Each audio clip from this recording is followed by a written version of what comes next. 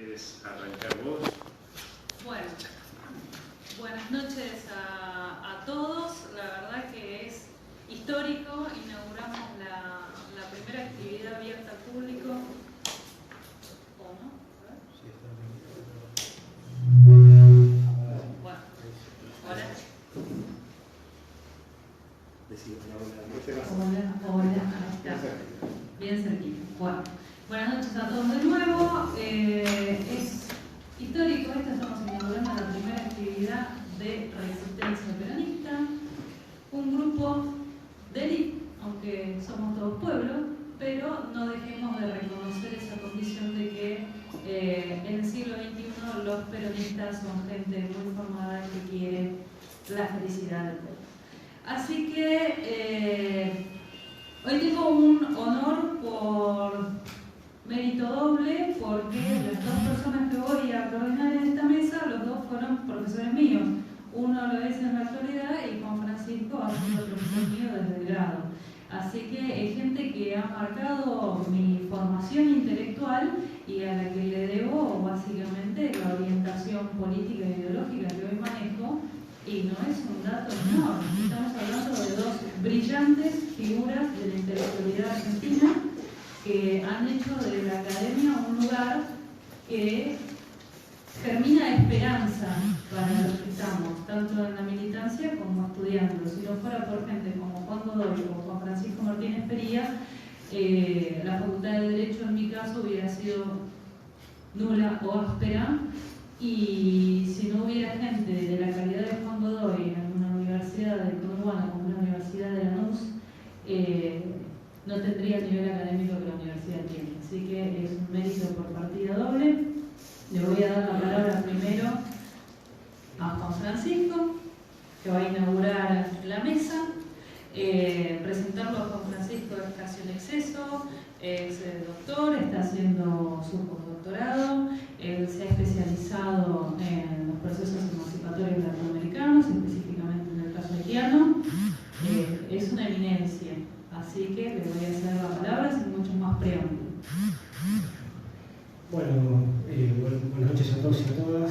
Muchas gracias por su presencia, muchas gracias Enrique por inventar o hacernos partícipe de este nuevo colectivo que realmente, bueno, todos tenemos mucha esperanza de que crezca y que ayude a pensar y a formar nuevas generaciones y aportar al proceso político que vive nuestro país y la región. Muchas gracias a Estefanía por el exceso de adjetivos.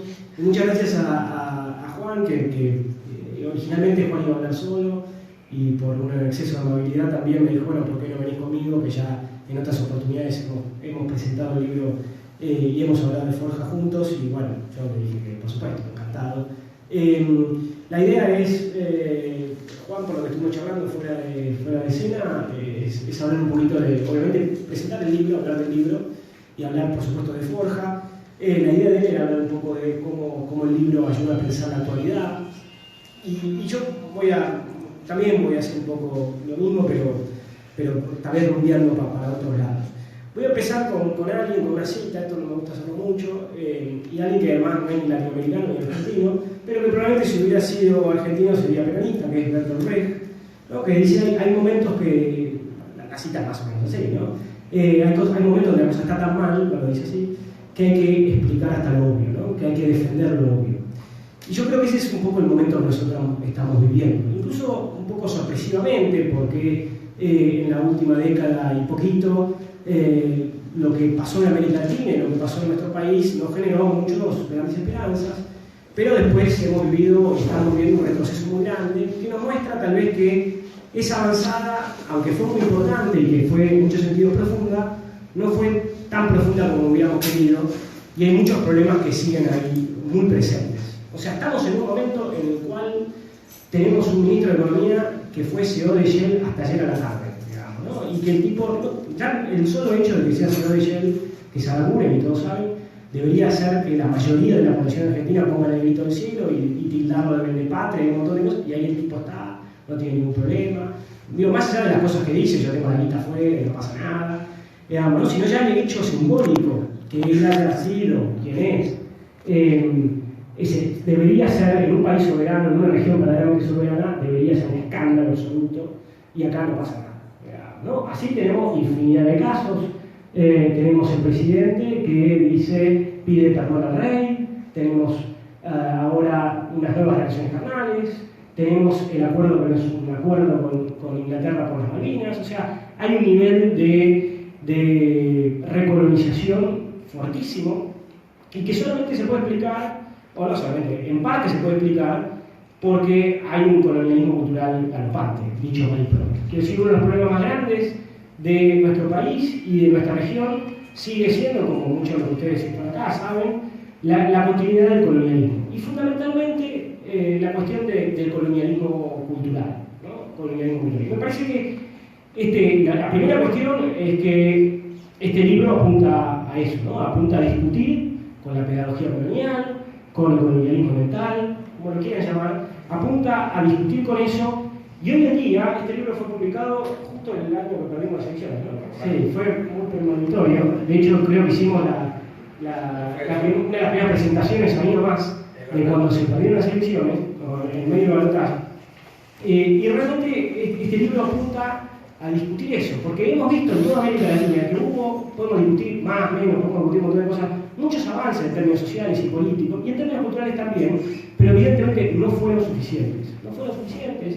Y sobre todo en algunos espacios, como los espacios académicos, los espacios educativos, hay muchísimo camino todavía por recorrer, ¿no? Entonces, este libro apunta a un tema que es absolutamente urgente para los que nos interesa el ámbito cultural y el ámbito de la formación, que es discutir, como decía, el colonialismo cultural. Nosotros, claro, tenemos gente que conoce mejor Nueva York, conoce mejor París, que cree que vive simbólicamente ahí porque va a Starbucks, va a Zara o lo que sea, y cree su vida y de series, creen que viven ahí y conocen mejor eso que 3 de febrero, La Matanza, que son lugares totalmente ajenos, que desconocen absolutamente nuestra historia y que no se pueden vincular con nuestra historia, y que por supuesto después eligen lo que eligen o interpretan el mundo como lo interpretan. Nosotros tenemos, como decíamos, una formación cultural que nos hace desconocer absolutamente nuestra historia, ya ni siquiera les diría conocerla mal, porque en otro momento se podría discutir la hegemonía de la historia literista y un montón de otras cosas que se han discutido mucho,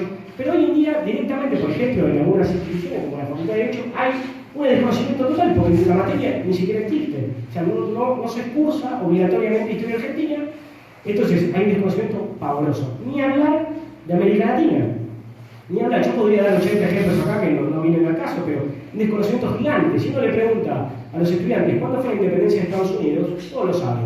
Uno le pregunta, ¿qué es la batalla de Ayacucho? ¿Quién fue Bolívar? Dos cosas tienen.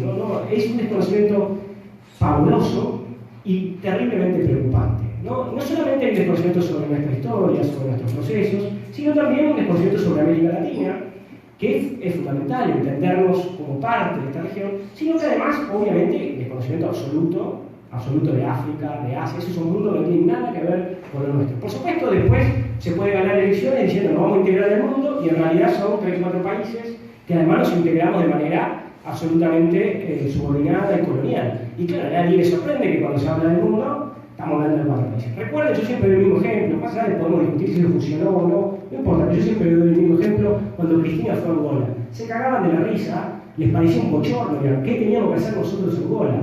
Una mirada obviamente minúscula, totalmente colonial, racista, porque esa era la cuestión, ¿qué tenemos que ver nosotros con esos negros?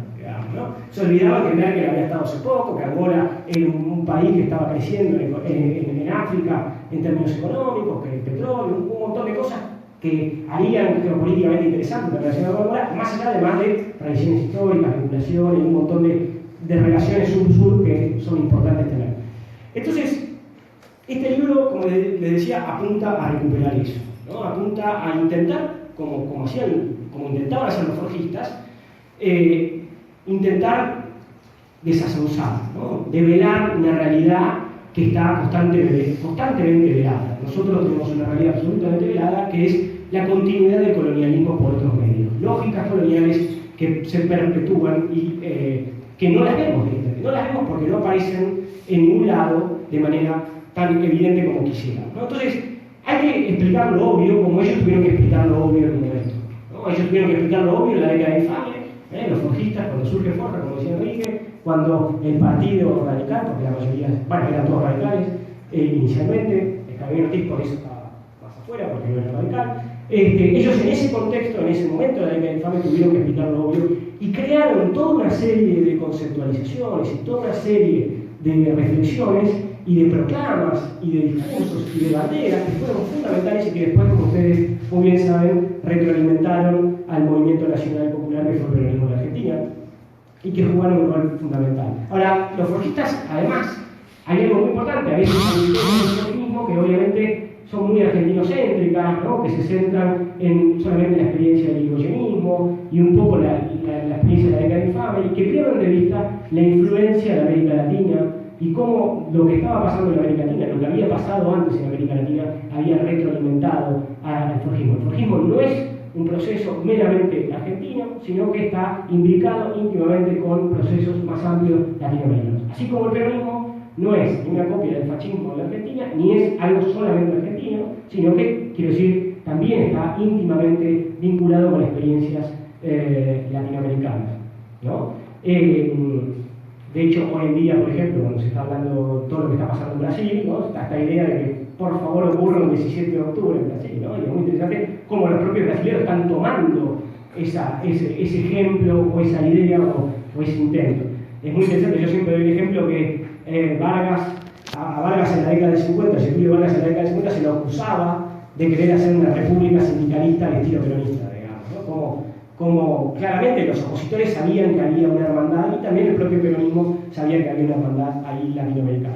Este libro entonces es un libro fundamental para, de alguna manera, avivar a aquellos que no están avivados, por decirlo de alguna manera, ¿no? Desazonzar, como decía Jauretche, la importancia de intentar romper estos mitos, estas sonceras.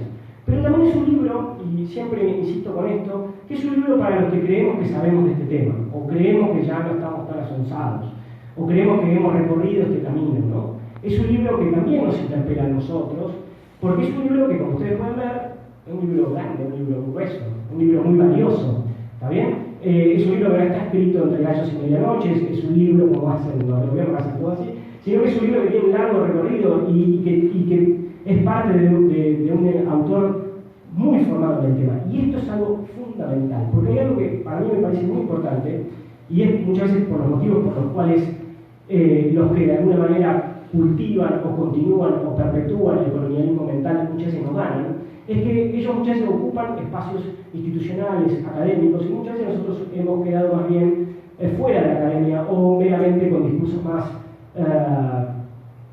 de proclamación y no mucho más. Digamos. Estos libros son fundamentales, ¿saben por qué? Porque uno puede hablar un montón de cosas, hacer un discurso político muy lindo, pero si después no hay libros en las librerías sobre estos temas, ya perdimos. A mí me pasa mucho de dar clases sobre el pensamiento latinoamericano, de explicar un montón de autores, y después cuando uno va a las librerías, esos libros no existen. ¿Y qué es lo que hay? 80 millones de libros sobre Foucault. 80 millones de libros de Foucault. Entonces, el autor, el estudiante que va, lee Foucault. Digamos, hay 800 millones de libros sobre Marx. ¿Va? Y lee Marx. Digamos, ¿no? Nosotros tenemos un problema que primero y principal, estos temas no entran en la academia o entran muy parcialmente. Salvo, por supuesto, en la universidad como la Universidad de Lanús, ¿no? Que se le ha dado importancia, bueno, la Universidad de Jateche, pero siguen siendo temas y autores y pensadores que no están presentes en nuestra academia. Y el otro tema fundamental es que no están presentes en nuestra librería. Por supuesto, Jateche, en las obras completas están las obras de Carabino Ortiz, entre otras cosas, pero no está el pensamiento latinoamericano y el pensamiento nacional en su múltiple expresión y libros que hablan sobre Jauretche o sobre Forja debería haber 20 libros. Si uno va a buscar libros sobre Shakespeare o libros sobre Foucault, a una librería les puedo asegurar que se le van a caer en la cartería. Va a buscar libros sobre Jauretche, sobre Forja, yo creo que encontramos y tal vez no está en toda la librería. Y ni siquiera está mostrado. ¿Se entiende? Entonces, esto a mí me parece fundamental porque el colonialismo cultural se perpetúa de muchísimas maneras. Por supuesto, se perpetúa a través de los medios de comunicación, se perpetúa a través de las instituciones universitarias y se perpetúa también a través de las ediciones y de las librerías. Y eso es un problema. Los que nosotros estamos interesados en estos temas, tenemos que ir a bibliotecas, tenemos que fotocopiar libros, ¿no? Tenemos que hacer toda una serie de esfuerzos que el que estudia Foucault no tiene ningún problema. Lo puede ir y comprar perfectamente. No tengo nada, o sea, no hay ningún problema en leer Foucault, por supuesto, pero por supuesto nosotros tenemos que leer estos autores. Entonces este libro, como les decía, es útil también para aquellos que nos dedicamos a este tema, porque hay muchísimas cosas que se pueden aprender acá, hay muchísimo que uno desconoce, o conoce más o menos, o conoce más o menos mal, y que este libro nos abre toda una perspectiva nueva y nos permite continuar explorando esa senda.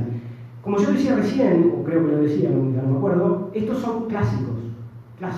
Forja es un clásico, los forjistas son clásicos, Jauretche, Javier Ortiz y los restos de los compañeros son clásicos que nosotros deberíamos ver en la universidad constantemente. Pasa, por ejemplo, cuando uno está en la facultad, Locke, los estudiantes todos saben quién es Locke y dicen, otra vez esto, de vuelta con esto.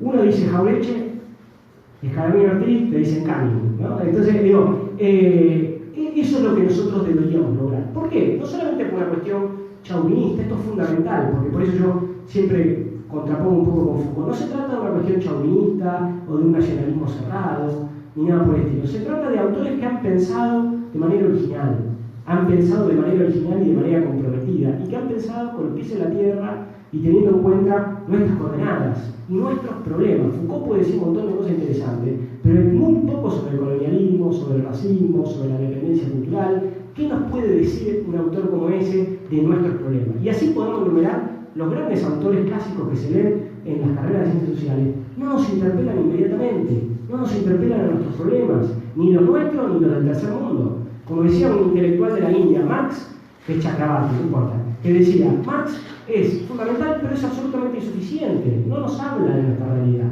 ¿Está bien? Y como nosotros sabemos, lo que estamos por lo menos, pero la mayoría estamos acá presentes, lo que ha pasado es directamente copia, y ni siquiera amoldar, ni siquiera intentar amoldar, y creer constantemente que eso es lo que hay que leer.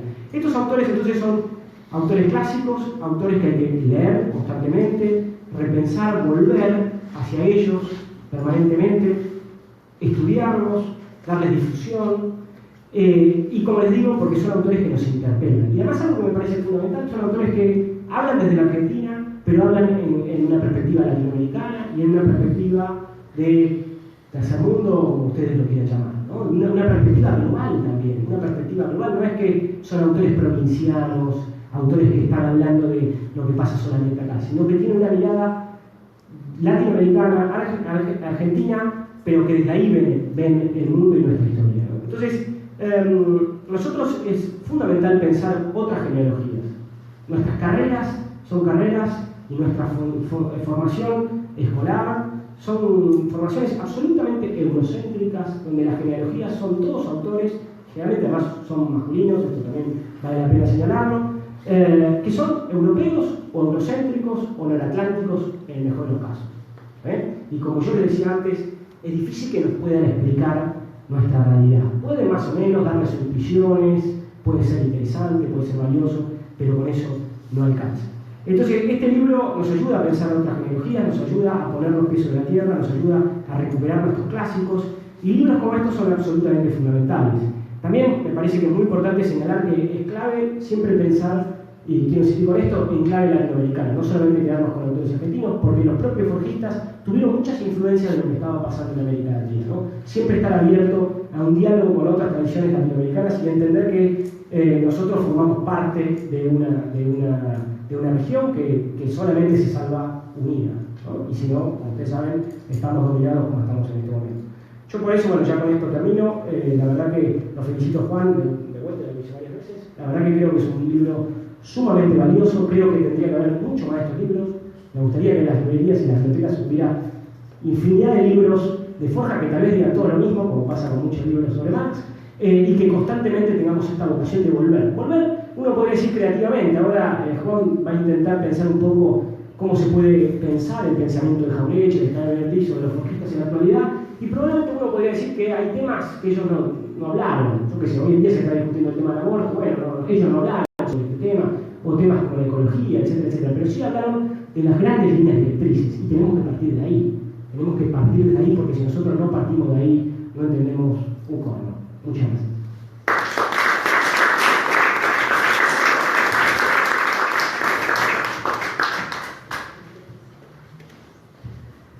Cuando Juan Francisco habla es demoledor. Juan Francisco fue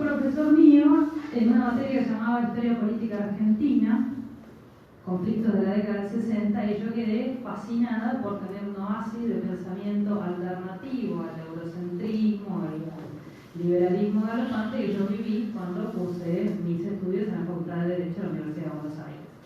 Tanto me gustó la materia que me quedé de ayudante y ingresé como alumna adscrita a tareas de investigación del titular Tulio Ortiz. Entonces agarré y leí la bibliografía que habían presentado para un proyecto que se llamaba Formación de las clases dirigentes argentinas, como la Universidad, la Facultad de Derecho de la UBA, como la institución donde se formaron las élites dirigentes argentinas. Entonces agarro, miro la bibliografía y me encuentro con un autor que yo no conocía. Era un artículo con 3 autores, un tal Alex Recalde, Isia Recalde y Juan Godoy. Yo buscaba el libro, bueno, encontré el PDF, era un avance del proyecto de investigación fabuloso, quedé encantada porque era en clave nacional, yo nunca había leído eso, y menos en la Facultad de Derecho, y que estuviera en la bibliografía de este proyecto de investigación de las clases dirigentes argentinas. ¿De qué era la temática? De Forja. Lo que yo había entendido hasta el momento era que, bueno, de Rivadavia en adelante, con Jeremías Bentham y Antonio Sánchez y yo, todo el liberalismo se había formado en la Facultad de Derecho. Y me encuentro con esto, Forja. Yo de Historia Nacional, lo que había leído gracias a Juan Francisco, hasta entonces. Forja surgió como un movimiento de estudiantes y graduados de la Facultad de Derecho de la Universidad de Buenos Aires, o sea que APA, clase dirigente argentina nacional y popular, que planteaba imperialismo y antiimperialismo en un momento de coyuntura tan grave como el que estamos viviendo ahora. Por eso no es menor que Resistencia Peronista inicie sus actividades volviendo a Forja. Es maravilloso. Yo pensaba que Juan Godoy era un señor octogenario, como mi titular, que eran gente grande. Un día encontré un blog, lo empecé a leer y estaba encantada, y cada tanto había un artículo nuevo y todo en clave nacional y popular, y yo no podía más. Digo, esta gente de otras universidades que tiene esta libertad, qué lindo, qué hermoso. Un día, bueno, me avivé a usar un poco Facebook y me encontré con que Juan Godoy era un pibe joven y presentaba su tesis de maestría, le había ido muy bien, y sale el libro Forja, la Forja del Nacionalismo Popular, y me volví fan. Y tan fan me volví que cuando salió la especialización en Pensamiento Nacional en la UNLA, allá fui. Y es maravilloso. Así que, sin más preludios, los dejo con el profesor, que nos va a deleitar con eso que me fascinó a mí hace unos años.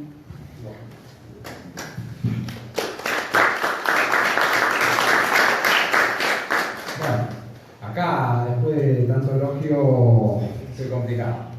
Acá, no, casualmente traje 2 amigos para que me acompañen, para que me hagan el aguante, sobre todo porque, como ustedes saben, acá no es cualquier público que nosotros tenemos, sino que la tenemos difícil, porque todos, justo lo hablábamos antes con Juan antes de entrar, como estamos hablando acá en el pasillo, un público conocedor del tema, ¿no? Digo, por lo cual uno se siente con cierta presión. A pesar de que ya he hablado varias veces del tema, insisto, tanto con los maestros es complicado. Así que, primero, 2 o 3 cositas. Agradecerle desde ya a Enrique aquí por este espacio de poder abrir este grupo de resistencia peronista para la resistencia de estos años, que esperemos que sean pocos, en resistencia, ¿no? Que volvamos a avanzar. Y también agradecerle desde ya a Estefanía, no conocía la anécdota, así que fantástico. Y aparte es una rara avis acá la compañera, porque en la Facultad de Derecho mayormente uno imagina gente de liberalismo, ¿no? Gente liberal, acá tenemos una. Entonces son más. Ya está bien. Somos todos los que somos. Están todos acá. La facultad, Están todos acá. Tal cual. Entonces, insisto, gracias, muy agradecido. Agradecer a Juan Francisco, ya la 3ª o 4ª vez que presentamos juntos el trabajo. Recomiendo ampliamente el trabajo que tienen acá compañeros sobre la revolución haitiana, ¿no? La revolución maldita de nuestra América, podríamos decir. libro más que interesante, de los pocos que hay. Si de Forja hay pocos libros, de la Revolución Haitiana hay mucho menos, ¿no? Yo le digo a mis estudiantes, de la Revolución Haitiana hay 2, 3 libros, uno lo escribe alguien que yo conozco, así que le hago publicidad. Cuestión. Después, no voy a nombrar, hay varios compañeros conocidos y demás, pero no quería dejar de nombrar, justo por la temática, al compañero acá, Pancho Pestana, que es uno de los impulsores primigenios de mi interés sobre Forja. Yo tenía algún interés, Pancho estaba, si no me recuerdo, en Parque Nacional, se estaban hablando hace varios años, ¿no? Como 10 años, una cosa por el estilo, más todavía, y me alcanzó yo andaba buscando, había conseguido unos tomitos del libro que había editado yo sobre Forja, 70 años, con la Corporación del Sur, y me faltaba un tomo que Pancho rápidamente me lo dio y demás, y estuvimos charlando mucho rato, y de ahí quedó una amistad que perdura hasta el día de hoy, afortunadamente, ¿no? Así que, insisto, uno de los maestros. Después nombrar acá al compañero Mario Cafiero, con el cual tengo el honor de compartir una comisión también en Pensamiento Nacional en la Universidad de Lanús, que acá fue nombrada ya en un par de ocasiones, no casualmente, ¿sí? Bueno, más o menos. También vi que estaba Mario Casalla, que yo no lo conozco personalmente, pero sí, también es uno de mis maestros con un gran libro de América Latina. ¿Cierto? Y hay varios compañeros más que me digo, pero bueno, para no hacer la larga, pero quería nombrar esos compañeros por lo menos. Bueno, cuestión. La idea mía, como bien adelantó aquí Juan Francisco, es charlar un poquito de Forja, pero como todos estamos en un ambiente compañero y al mismo tiempo un ambiente de conocedores en la temática y de otras cuestiones, voy a intentar de ir tirando algunas puntas como para pensar Forja en función de la actualidad, ¿no? Que al fin y al cabo es lo que nosotros que trabajamos pensamiento nacional, latinoamericano, al fin y al cabo es lo que nos interesa, ¿no? Utilizar estos autores y demás, ¿no? Como una cuestión de biblioteca, de encerrarnos sobre nosotros mismos, sino usarlos en función de pensar la realidad nacional, ¿no? Y es absolutamente significativo que, más allá de lo que decía Juan, ¿no? Que varios de los temas que van apareciendo, algunos nuevos no los piensan los pensadores nacionales clásicos, sí es absolutamente significativo que muchos de los temas que tratan los pensadores nacionales, en particular en este caso el grupo de Forja, tengan actualidad, ¿no? Y eso en gran medida tiene que ver con que nosotros podemos pensarnos como una nación inconclusa, ¿no? Una nación que todavía, como marcaba Juan, no ha logrado su emancipación integral, en términos así que usaban los forjistas, ¿no? Es decir, somos, como nosotros sabemos y estamos dicho desde nuestra literatura, que somos un país semicolonial, ¿no? Un país a media, podríamos decir, con una cuestión nacional todavía irresuelta. Y como decía el gran Colorado Ramos, decía, además somos parte de una gran nación latinoamericana, ¿no? Que digo, es el gran fracaso de esa Ramos, ¿no? Es decir, somos argentinos en esa frase conocida porque fracasamos en ser latinoamericanos, y ahí se encierra, dice, todo el drama de nuestra historia, y también dice que se encierra el drama de la revolución que vendrá. Y es interesante para pensar, digo, el drama de todo el drama de nuestra historia está ahí, y también el drama de cualquier proceso de cambio que se quiera encarar, ¿no? Para pensar la actualidad, Brasil, los procesos latinoamericanos en los últimos años. Entonces, pensar Forja en función de la actualidad, de esta actualidad dura que nos toca vivir hoy, pero no solo de acá, del macrismo y demás, sino de los últimos años, ¿no? Para pensar por qué llegamos a lo que llegamos. Insisto, estando en un ámbito compañero para tirar algunas líneas, ¿no? Para pensar críticamente todos estos últimos años, estas últimas décadas, pongámosle, para pensar por qué llegamos a donde estamos, y también para esta idea de volver a conducir los destinos del país. Uno podía pensar, para volver mejores realmente, ¿no? Tenemos que revisar lo que pasó, revisarlo a la luz de Forja, entonces, la idea.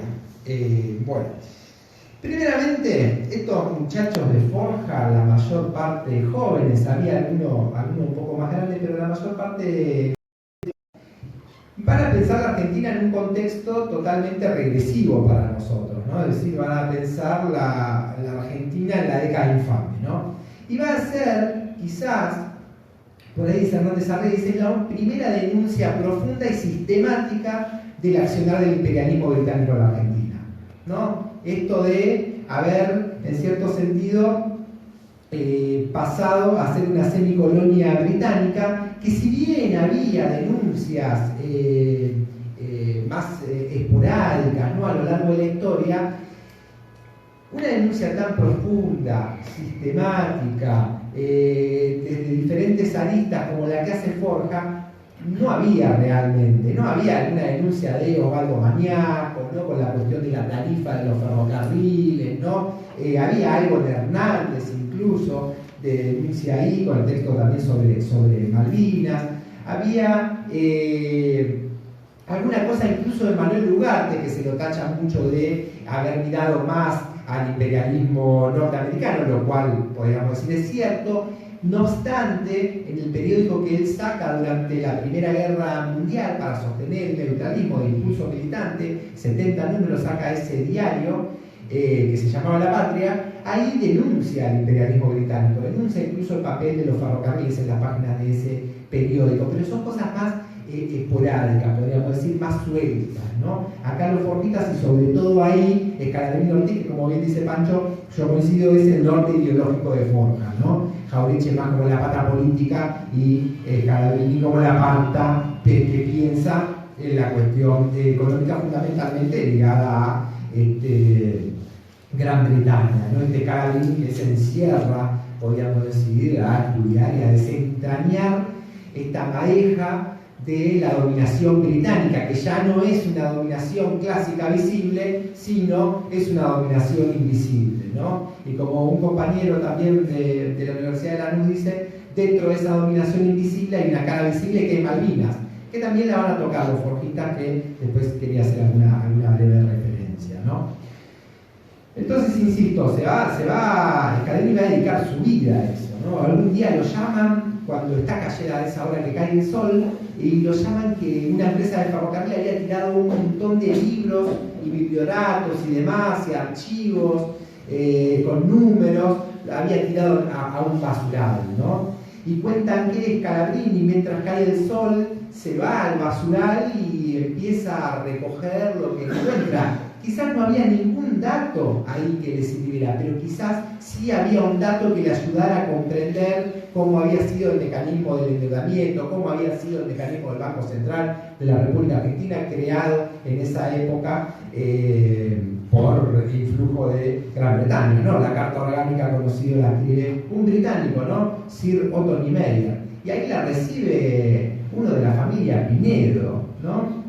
Por entonces ministro de Hacienda, y dice, estábamos tan de acuerdo con lo que había escrito este Niemeyer que no le movimos ni una coma, ¿no? Y ahí nace el Banco Central de la República Argentina como una apéndice de la economía británica, la mayoría accionaria en manos de Gran Bretaña.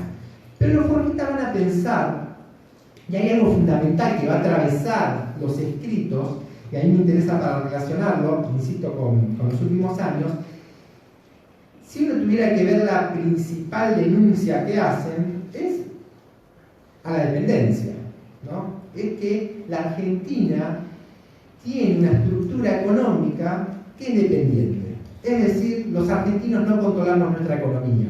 Ahí Manuel Ortiz Pereira, maestro de Jauretche, que sí era un poquito más grande, ¿no? Había sido, ahí tenemos otro derecho, ¿no? Porque era fiscal Manuel Ortiz Pereira cuando el golpe a Irigoyen, renuncia como fiscal y se pone abogado defensor de Irigoyen, que tiene una persecución muy importante, lo mandan incluso 2 veces a Martín García.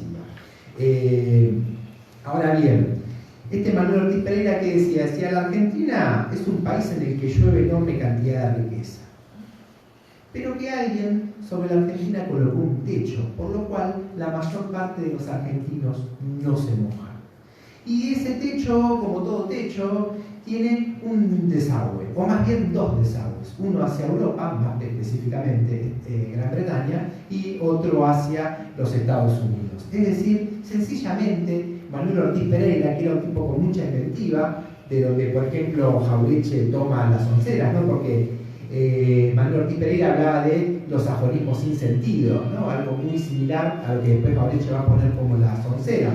Pero Manuel Ortiz Pereira sencillamente explicaba la dependencia, la estructura económica dependiente que hacía que nuestra riqueza drene al extranjero, ¿no? Y eso nos sirve para pensar la actualidad desde ya, cuando se están anudando los lazos de la dependencia, y también nos sirve para pensar nosotros en qué medida se avanzó sobre la estructura económica dependiente en los últimos años y en qué medida no se avanzó sobre la estructura económica dependiente, y quizás ese no avance sobre esa dependencia también terminó sellando ciertos ciclos políticos, ¿no? Podríamos pensar nosotros. Y ahí aparece fundamentalmente la cuestión de la administración del comercio exterior, por ejemplo, ¿no?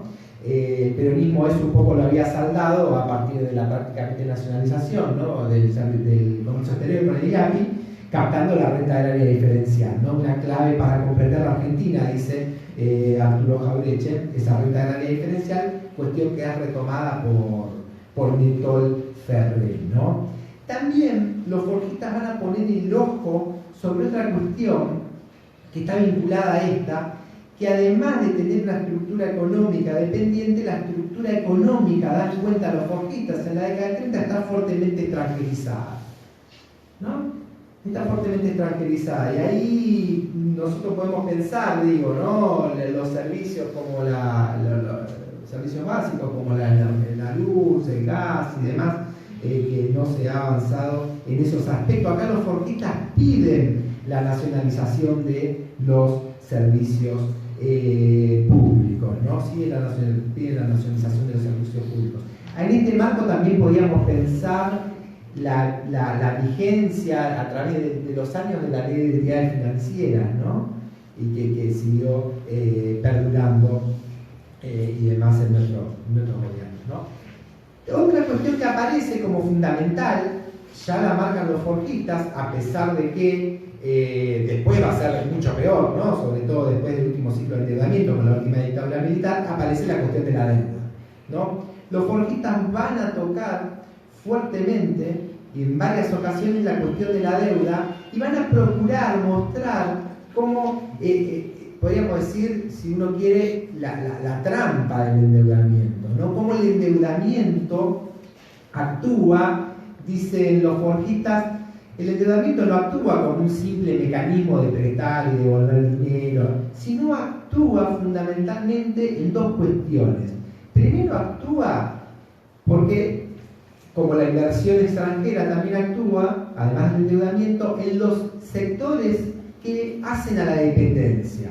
Es decir, tanto la inversión extranjera como el endeudamiento van a llegar en la parte de la estructura económica que haga que seamos un país dependiente. Entonces aparece, insisto, una cuestión central. Y la otra cuestión del endeudamiento, dicen que el endeudamiento no es este simple mecanismo, sino que es un mecanismo de encadenamiento. A vos te encadenan a estar endeudado a lo largo de toda tu existencia, ¿no? Y así, digo, gran parte de tu riqueza va dependiendo del extranjero. Basta ver, Mario conoce bien el tema, ¿no? Digo, basta ver los números de dinero que se va de la Argentina en concepto de pago de la deuda externa para pensar la cuestión, ¿no?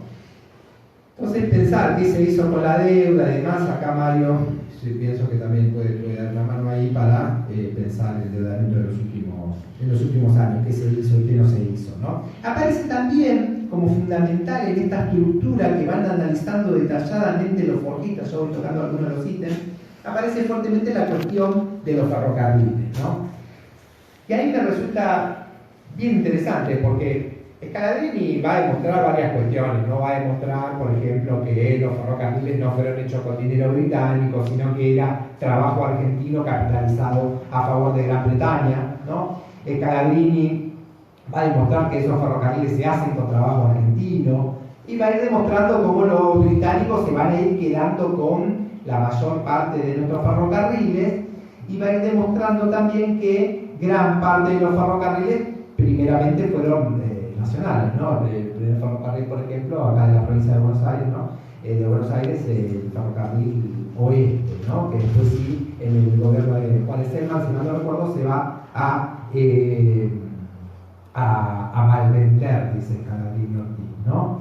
O recuerdo el caso, por ejemplo, que toma el ferrocarril que va de Córdoba a Rosario, ferrocarril que fue siempre británico, pero Scalabrini que dice, era la boca de salida, 400 kilómetros, desde ahí el Estado argentino va a construir hacia el norte un ferrocarril y otro hacia el oeste, ¿no? 1600 kilómetros son, dice Scalabrini, pero que van a estar atados a los 400 kilómetros por la boca de salida. Y los británicos van a esperar el momento preciso para que ese pequeño ferrocarril actúe como el ferrocarril Ganzúa, dice, y quedándose con los otros dos ramales, ¿no? Entonces pensar que Scalabrini, y acá me parecía lo central, piensa que los ferrocarriles han cumplido el rol de ser uno de los principales factores del antiprogreso argentino. Incluso en una conferencia que es algo así, ferrocarril es el factor fundamental del antiprogreso en la Argentina.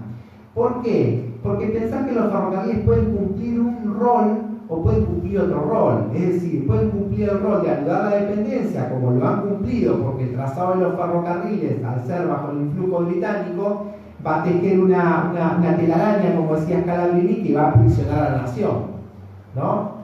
Entonces, insisto, pensar el rol de los ferrocarriles, porque se da también una visión a veces romántica de los ferrocarriles como que siempre sirvieran al desarrollo industrial, pero no, y ahí pensar qué se ha hecho con los ferrocarriles, ¿no? Como a veces se decía, bueno, extendamos un ramal para extender la frontera agropecuaria, o que se haya hecho el prototipo de un vagón de cargas que era para transportar granos, ¿no? Digo, para pensar que quizás esos ferrocarriles no los veníamos pensando en función del desarrollo. Y Scalabrini lo marca y lo remarca fuertemente esa cuestión, ¿no? Entonces ahí aparece toda la parte, insisto, más de la economía, de la estructura dependiente. Pero también van a abordar, como acá bien lo decía Juan, la cuestión de la cultura. La cuestión de la cultura, porque claro, a la dependencia económica le va a corresponder una dependencia cultural, ¿no? Sin dependencia cultural difícilmente puede haber tamaño saqueo económico, ¿no? Un poco lo que marcaba acá también Juan Francisco, insisto, es decir, el saqueo económico que estamos viviendo hoy en gran medida también es fruto y posible por la gran dependencia cultural de la que somos parte, ¿no? Digo, esta colonización pedagógica que va a analizar después muy bien Arturo Jaureche, ¿sí? Acá aparece, insisto, entonces, los forjistas van a poner fuertemente el énfasis en la cuestión cultural. Van a sacar un conjunto de periódicos, por ejemplo, van a sacar y empiezan a visorar el papel importante de la prensa, ¿no? Digo, sacan 13 periódicos, algunos de corta tirada, otros de tirada más larga, algunos en un pueblo, otros acá en la ciudad y demás, ¿no? Algunos más importantes, por ejemplo, como el que saca Scalabrini, ¿no? Reconquista. Si Ugarte había sacado uno para sostener la neutralidad en la Primera Guerra, Scalabrini saca uno para sostener la neutralidad en la Segunda Guerra Mundial, Reconquista, ¿no? Si mal no recuerdo son 39 o 40 números, ¿no? Hasta que Scalabrini no lo puede sostener más y saca un periódico con un titular grande que dice Reconquista muere hoy. Y eso es interesante también, cómo los forjistas van a utilizar mucho la gráfica y frases cortas. Podríamos decir, hay algo de muy moderno en la comunicación política de Forja, ¿no? Esto de somos una Argentina colonial y queremos ser una Argentina libre, ¿no? Con la guerra, sacar una ficha que diga 300.000, así con números grandes, 300.000 argentinos morirán en la guerra si Argentina entra a la misma, ¿no? Entonces, ¿qué digo? Pensar la cultura. Van a sacar diarios, van a empezar a ocupar espacios en las universidades, tan así que a partir sobre todo de controlar el centro de estudiantes de la Facultad de Derecho de acá de la Universidad de Buenos Aires, también algo en Medicina y algo en La Plata, van a lograr conducir la Federación Universitaria Argentina, ¿no? con Francisco Capelli a la cabeza, ¿no? Forjita marplatense. Ahí es interesante porque la FUA, años después va a sacar, por la década del 80, saca una compilación de todos los documentos de la FUA, pero casualmente faltan ese año y medio, 2 años que estuvieron los forjitas al frente de la FUA, ¿no? Falta esa parte, ¿no? Podríamos decir. Entonces, ¿ahí qué pasa? Ahí que de la universidad había sostenido el neutralismo en la guerra, ¿no? Y demás, ¿no? Entonces, pensar el aparato cultural, ¿no? Y los forjistas lo van a pensar, lo que quiero mostrar un poco, lo van a pensar en un entramado amplio, podríamos decir, ¿no? Y profundo. Y ahí vale la cuestión para pensar entre nosotros cómo se ha tratado la cuestión cultural, ¿no? Voy a tomar el caso de las universidades, ya que acá lo nombramos bastante, tomar el caso de las universidades, ¿no? Se han creado varias universidades nuevas y demás, pero quizás ahí haya faltado, quitando los casos acá que nombrábamos anteriormente, sobre todo la Universidad de Lanús, ¿no? Que tenemos el Seminario de Pensamiento Nacional y demás, quitando ese caso y alguna cosita más por ahí suelta, mayormente se ha tendido a reproducir el mismo esquema de pensamiento eurocentrista, ¿no? Digo, yo doy clase en alguna otra universidad también y hay que discutir con compañeros, que son compañeros, la necesidad de dar el pensamiento nuestro, ¿no? Una vez en una reunión del Consejo Superior en otra universidad, un compañero a los gritos diciendo de por qué le teníamos que dar, era Hernández Arrey a los chicos del conurbano, será porque son negros, decía, que le damos cosas de segunda, compañero. Así la cuestión, ¿no? Pensar ahí también, se puede pensar la cuestión de, en algún momento se había sacado una secretaría, de lo que tiene un nombre medio largo, del pensamiento nacional, ¿no? Pero a cargo de la secretaría, más que nada apareció un personaje que no estaba vinculado a la tradición del pensamiento nacional, sino venía vinculado a otra tradición de pensamiento, ¿no? Más europea, Walter Benjamin, una cuestión así. Entonces digo, pensar nosotros en función de estas cuestiones me parece interesante. 2, 3 cositas más como para ir cerrando y abrir al debate. Yo tiré así varias puntas. La cuestión de las Fuerzas Armadas también aparece, ¿no? Y los forjistas no van a caer en lo que nosotros podríamos denominar como un antimilitarismo abstracto, ¿no? Sino que van a pensar a la institución de las Fuerzas Armadas como una institución que puede cumplir un rol o puede cumplir otro rol, podríamos pensar, ¿cierto? Y en ese entramado van a establecer relaciones que van a ser fundamentales, podríamos pensar nosotros a posteriori, van a ser fundamentales porque Forja va a tener influencia ahí en este periodo del 43 al 17 de octubre y posteriormente también, pero digo, del 43 al 17 de octubre, gobierno militar, Forja va a tener fuerte influencia, ¿no? Esto de que Jauretche se reúne por entonces todos los días con Perón, ¿no? Esto de que Scalabrini va a ver a Perón cuando inaugura la Cátedra de Defensa Nacional en La Plata, ¿no? El 10 de junio del 44, y Scalabrini ahí le plantea la necesidad de nacionalizar los ferrocarriles, y Perón le promete que lo va a realizar, ¿no? Cuestión que cumple, ¿no? Pues Perón cumple, evita dignificarse así, ¿no? Entonces Perón en ese caso también cumplió.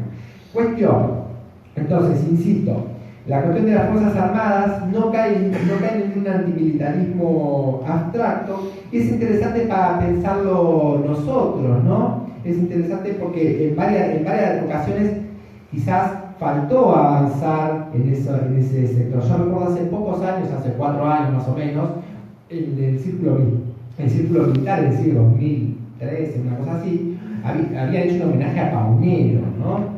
Digo, torturador de nuestro interior, ¿no? En las campañas de Mitre, ¿no? Un homenaje a Paunero, ahí después de tantos años de haber estado en el gobierno, ¿no? Entonces, y acá aparece también la cuestión Malvinas, ¿no? Claro, los forjistas fuertemente antibritánicos, ¿cierto? Van a, por ejemplo, en agosto, todos los agostos van a conmemorar la Reconquista.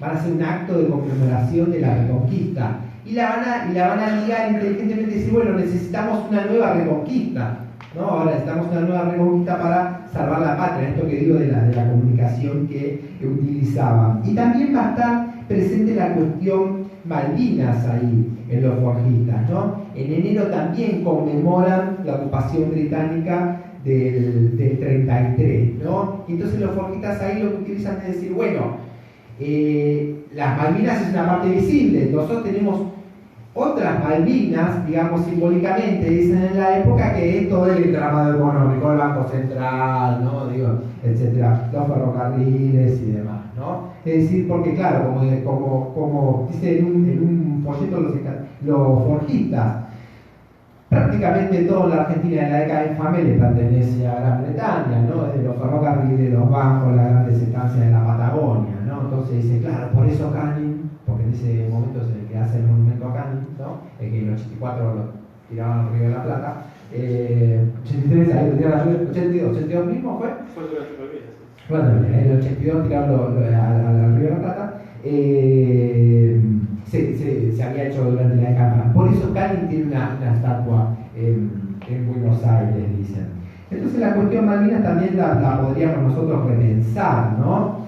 En relación a la visión que ha habido predominante en los últimos años, quizás una visión lastimosa de lo que fue una gesta nacional, ¿no? De intentar de ahí ligarla fuertemente a la dictadura y no a una gesta por la soberanía, ¿no? Como los combatientes como que fueron a combatir por Galtieri en lugar de ir a combatir por lo que realmente fueron a combatir por la patria, ¿no?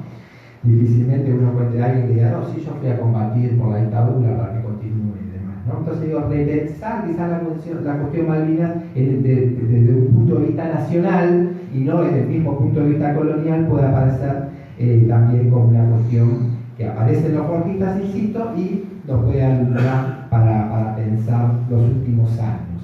Y la última cuestión que yo quería resaltar es la cuestión que van a traer los forjistas, que es la idea de la posición nacional, ¿no? Ellos traen la idea que es la idea de la posición nacional. Dice, nosotros, como movimiento hay que encontrar puntales donde asentar la unidad. Y acá los forjistas van a pensar en una tradición que va a ser la tradición latinoamericana, que es la tradición franquista, ¿cierto? Es la tradición de la constitución de grandes frentes nacionales, ¿no? Por lo cual, hay movimientos policlasistas, pero donde ya los forjistas empiezan a visorar el papel fundamental que dentro de ese frente nacional cumple el movimiento de los trabajadores, ¿no? Digo, el movimiento obrero. Entonces ahí también, porque claro, Jauretche posteriormente sobre todo lo va a tratar mucho, ¿no? Le dedica un libro al medio pelo, digo, dedica a pensar, digo, cómo funciona la burguesía nacional argentina, que bueno, claro, puede ser parte de un frente nacional, pero como es medio pelo, como la burguesía mayormente quiere ser oligarquía, entonces si gana un pesito, se compra un campito, se casa la hija con uno que va al Jockey Club, ¿no? Y demás. Entonces la burguesía puede constituir el frente, pero no liderarlo, podríamos decir, ¿no? Entonces se avisoran los forjistas ahí el papel del movimiento obrero central en los frentes nacionales, ¿no? Y aquí, para finalizar, sí, y no extenderme más, me seguí con el tiempo, una cita de los forjistas, que lo hacen en un semanario que sacaban ahí en la época ya de la revolución del 43, un semanario que los forjistas le van a poner la víspera, ¿no? Y es casi premonitorio el nombre, no la víspera, está ahí la víspera del 17 de octubre. Incluso Forjas de las primeras, sino la primera agrupación que apoya el movimiento del 17 de octubre, porque en la edición bien temprana de la primera edición del diario, ¿no? Que sacan varias ediciones, sale un comunicado de apoyo a este movimiento que se viene dando ya en los días anteriores, ¿no? Ya había declarado la huelga hacía 2 días la fodia y demás.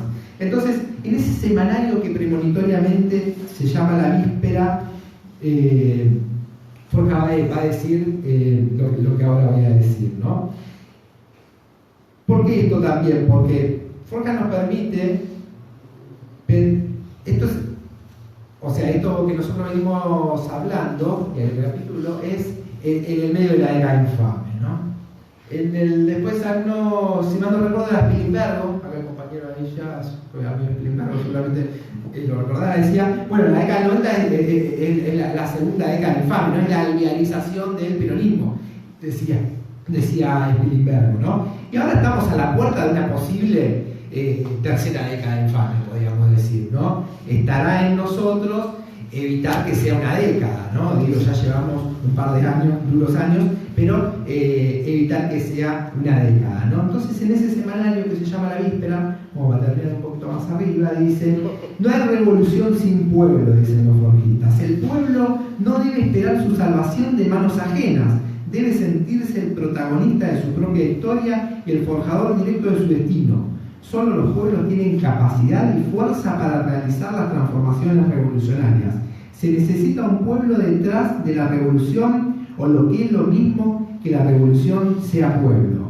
Donde estábamos en 1935, cuando se funda la agrupación, cuando le dijimos al país que no puede haber nación sin soberanía, ni justicia social, sin emancipación económica, ni revolución nacional sin pueblo revolucionario. Muchas gracias.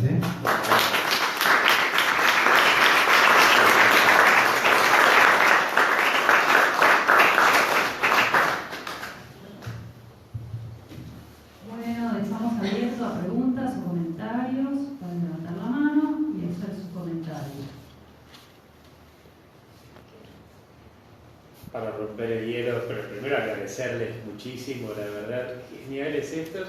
Y recordar, y además en un día como hoy, mientras venía pensando, me venía acordando, Ani no vino, ¿no? No, Ani Cafiero, porque estábamos hace mediados de los 90, hablando con tu papá, con Antonio,